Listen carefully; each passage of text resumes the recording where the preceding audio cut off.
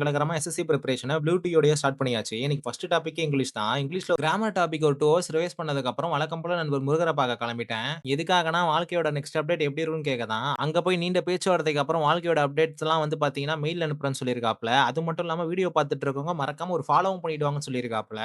என்னென்ன சொல்றான் பாருங்க.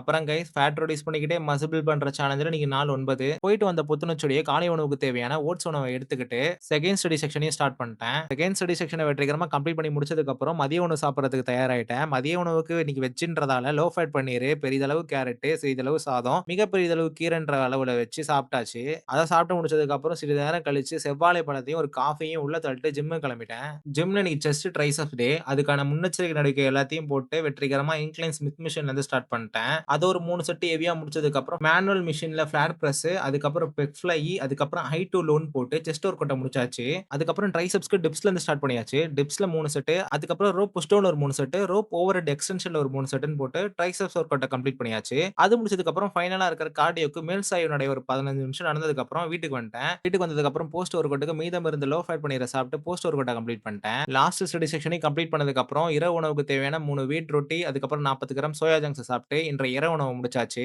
இன்றைய நாளுக்கு தேவையான அனைத்து புரோட்டீன் கோளுமே ஃபுட்ல இருந்தே கன்சியூம் பண்ணியிருக்கோம். இதோட இந்த நாள் ஒரு இனிய நாளாவே முடிஞ்சது. மீண்டும் நாளை ஒரு புதிய நாள்ல புதிய வீடியோல சந்திக்கிறேன் கைஸ். பாய்.